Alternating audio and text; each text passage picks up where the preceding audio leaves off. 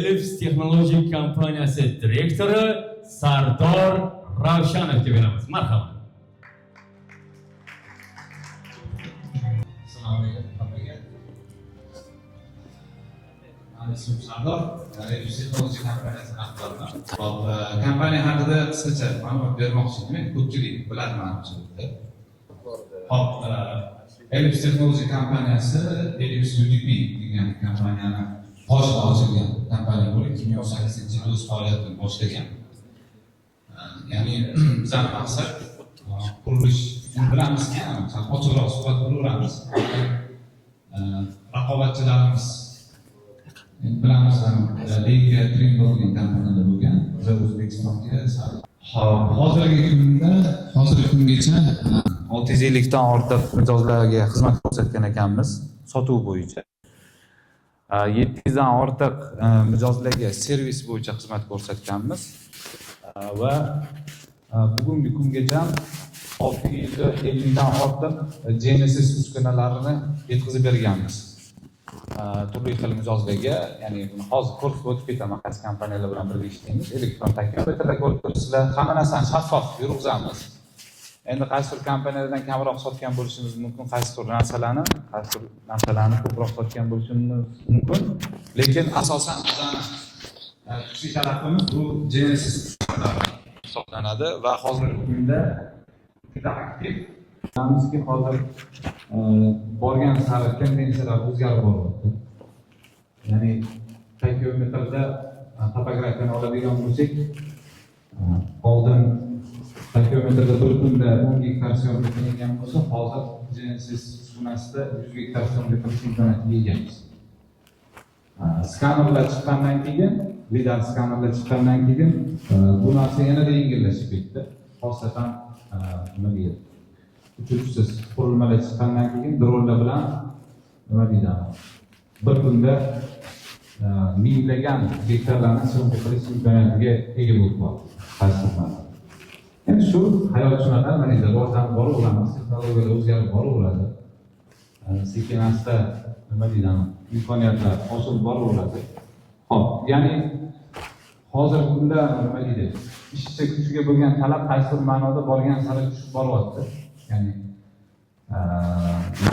hayotda mutaxassis yashab qoladi deydi, shunga o'xshab kim o'zining ishini ustasi bo'lsa, kim yangi texnologiyalar bilan chambarchas ishlasa, ya'ni zamon bilan hamma holatda faoliyat yuritsa, shu gazis nima deydi? Rivojlanib boraveradi. Hop, keyingisi bo'lgan pastga tushira olinglar. Hop, bizda asosan 4 ta sektorimiz bor. Bu gazlik uskunalar, ikkinchisi yer osti kommunikatsiyalari bilan bog'liq bo'lgan uskunalarni yetkazib beramiz. Bu yoqda sizlar qani deylik, turbani tekshirib qolgan pechka topadigan uskunalar bo'lishi mumkin, yaralarlar bo'lishi mumkin, siskatorlar bo'lishi mumkin va qolaversa turli xil boshqa uskunalar bor. Hop, keyingisida bu kontrol diagnostika исследование, bu sifat nazorati uchun ishlatiladigan uskunalar sektorimiz bor. Ya'ni deylik qurilishda bo'ladimi yoki biror bir mana temir mahsulotlar bo'ladimi, trubalar bo'lishi mumkin.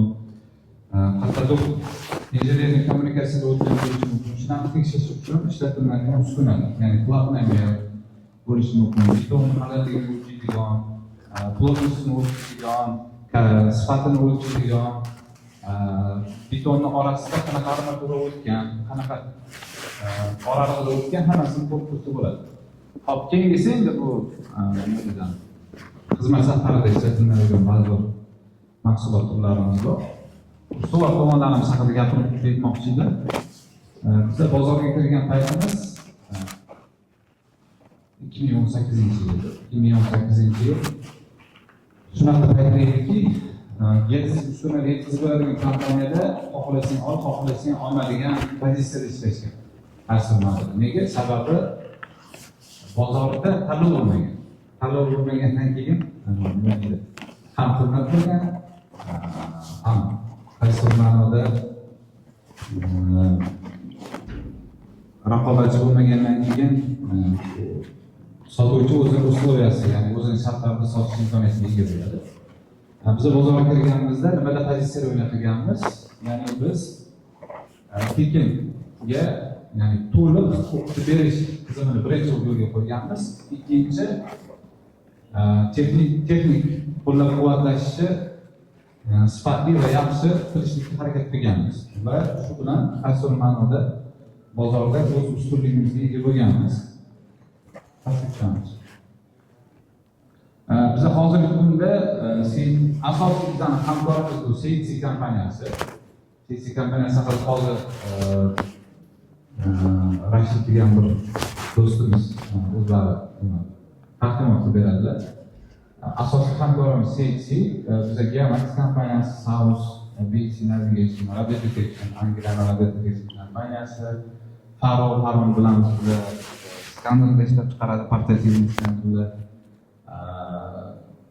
Kanada kompaniyalar bor, Garmin bor, Adelix Turkiya kompaniyasi, DJI, Aerosmart, Bionix Kanada kompaniyasi va ba'zi bir burg'ulash uskunalarni yetkazib bilan shug'ullanamiz. Bu biza mijozlarimizdan olgan tashakkurnomalar, ya'ni o'zlarimiz saytimizga kirib ko'rib chiqishlar bilan ishlaymiz. Endi nima deyman?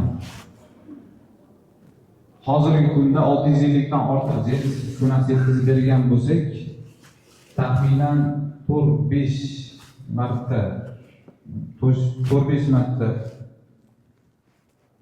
mijozlar tomonidan servis bo'yicha murojaat bo'ldi. Servis bo'yicha degani, ya'ni buzilish holatlari yoki bir singan holatlar, lekin umumiy olganda texnik juda bir katta e'tirozlar bo'lmadi shu paytgacha. Ya'ni 650 dan ortiq uskuna sotgan bo'lsak, taxminan 5-10 ta uskunada asl ma'noda servis xizmati ko'rsatish kerak bo'lgan bo'lishi mumkin. Lekin uskunalarimizni 8 yildan beri sotib kelamiz. Pastga tushamiz, bu ishlaydigan tashkilotlar, tashakkurlar, o'ta galereyamiz bor, pastga tushamiz. Ana hozirgi kunda 600 dan ortiq, yana ozgina shu 600 dan ortiq mijozlar bilan ishlab kelamiz.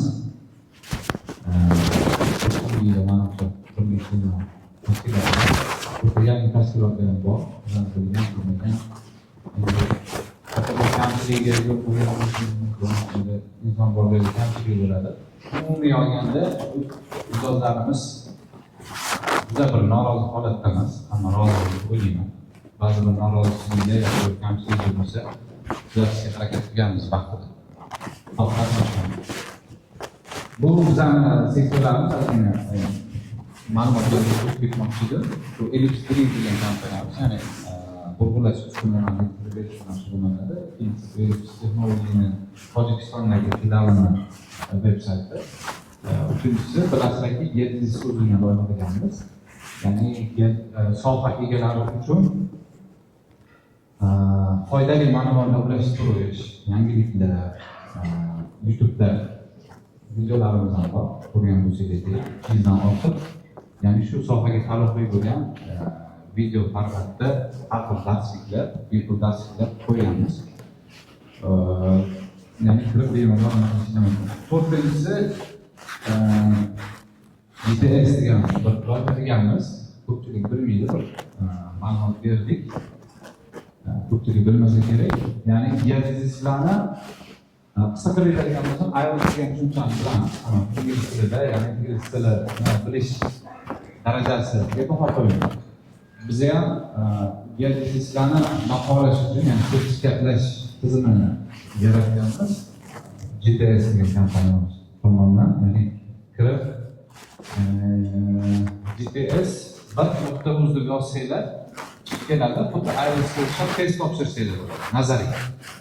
Nazariy test topshiriladi. Nazariy test topshirilgandan keyin nazariy ballingizni ko'ra olasiz. Misol uchun 10 balllik skalada 7 olishingiz mumkin. Misol uchun yoki 5 olishingiz mumkin. Keyin ikkinchi etap amaliy. Ya'ni amaliy offline ko'rinishda bo'ladi. Bizning poligonimiz bor, ya'ni O'zbek Islom Karimov nomidagi texnik universitet bilan hamkorlikda qilganmiz. Ya'ni ularni poligonida ba'zi bir narsalar yaratilgan, ya'ni tezlikni qilish, nivelирование, statika, kalibrovka, nima deydi, hajm o'lchash, tuproqni olingan hajmni o'lchash, kartogramma qilish, ularni qilish va hokazo, ya'ni turli xil bir 20 ga yaqin amaliy savollar qo'yilgan va unga vaqt beriladi, taxminan 2 soatdan 3 soatgacha. Ya'ni va nazariy bilimlarini ham baho qo'yamiz va keyin umumiy ball kelib chiqadi va shu kompaniya tomonidan sertifikat beriladi. Buni nimaga qildik desak, bu birinchidan o'zimiz o'quv tizimini yaratmoqchimiz. Lekin talab shunchalik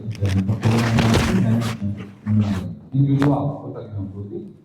Ya'ni kimdir o'zini kvalifikatsiyasini oshirgan holatda, hozirgi kunda universitetdan bitirib chiqqan talabalarda amaliy bilim nisbatan ozgina yetishmasligini sezgan holatda bu narsani yo'lga qo'yishga harakat qildik. Ular o'zlarini nima deydi, malakalarini oshirgan holatda yaxshiroq joyga ishga kirishlari mumkin va bozordagi istagi bo'lgan talabni qondirishga qisman yordam berish bo'lgan maqsadimiz. Bu bizani Tojikistondagi manzilimiz bilan O'zbekistondagi tashkiliy manzilimiz. Umumiy olganda shu, bugun sizlar ko'p turgandan xursandman, rahmat deganingiz uchun. Bugun asosan yo'nalishimiz biza 3Dga yo'naltirilganmiz, ya'ni bizlar skanerlar haqida va to'xkom, ya'ni biologik taalluqli va hazilni boyliklarini hazil qiluvchi karyerlar uchun foydali ma'lumotlarni ulashib qolamiz. Ya'ni bu yo'nalishimiz shunaqa. Rahmat.